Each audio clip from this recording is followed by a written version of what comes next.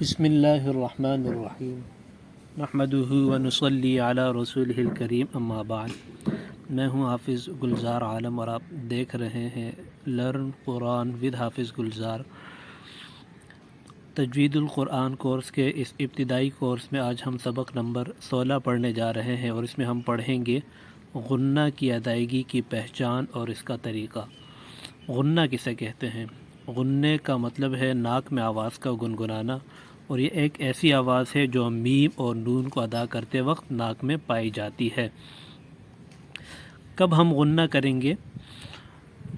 اس کے لیے ہم نے 3 باتیں یاد رکھنی ہے۔ جب بھی میم اور نون پر شد ہو تو ان میں ہمیشہ غنہ ہوگا، اور غنّے کا طریقہ یہ ہے کہ ناک میں آواز لے جا کر ایک الف کے برابر کھینچنا، جیسے ہلم انہن رزقہن لأغلبن۔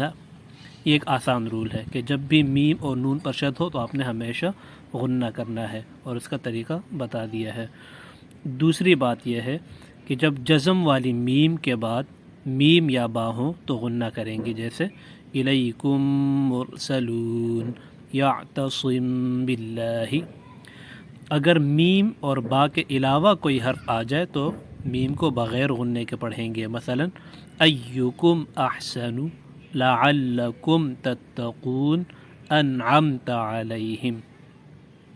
آپ نے غور کیا کہ یہاں میم ساکن پر ہم نے غنہ نہیں کیا، اور وجہ یہ ہے کہ میم ساکن کے بعد ان الفاظ میں با یا میم نہیں آئی، اور یہ بات بہت توجہ سے یاد رکھنی ہے، کیونکہ اس میں اکثر طلباء تجوید کے ابتدائی طلباء غلطی کر لیتے ہیں، تلاوت کرنے والے غلطی کر لیتے ہیں، کیونکہ وہ سمجھتے ہیں کہ میم ساکن پہ غنہ ہوگا، میم حروف غنہ میں سے ہے تو میم ساکن پہ ہمیشہ غنہ ہوگا۔ ایسا نہیں ہے، بلکہ میم ساکن پر تبھی غنہ ہوتا ہے جب میم ساکن کے بعد با یا میم آئے۔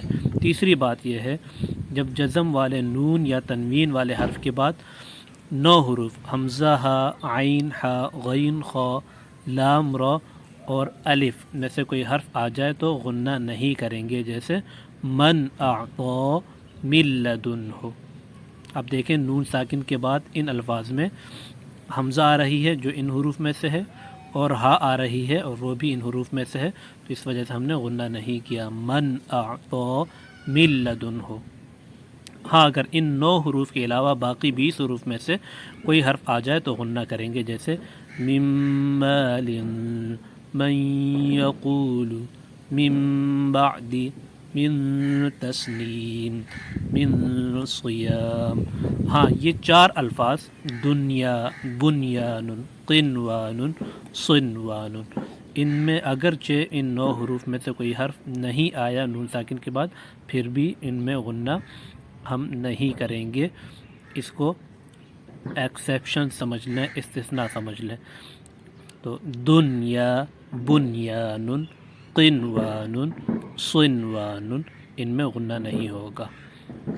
آج کا سبق اتنا ہی۔ یہ قواعد اچھی طرح یاد کر لیں، اور پھر وہی بات، یہ قواعد یاد کرنے کا مقصد یہ ہے کہ جب بھی تلاوت کریں ان قواعد کو یاد رکھتے ہوئے ان قواعد کے مطابق، ان رولز کے مطابق تلاوت کریں، تاکہ آپ کی تلاوت میں غلطیاں نہ ہوں، خاص طور پہ لحن جلی تو بالکل نہ ہو، اور لحن خفی بھی نہ ہو، نہ چھوٹی غلطی ہو نہ بڑی غلطی ہو، تاکہ تلاوت ویسی ہی ہو جس طرح اللہ تعالیٰ نے حکم دیا ہے، وَرَتِّلِ الْقُرْآنَ تَرْتِيلًا، یعنی جَوِّدِ الْقُرْآنَ تجویدا، قرآن کریم کو تجوید کے ساتھ پڑھیے۔ السلام علیکم ورحمۃ اللہ وبرکاتہ۔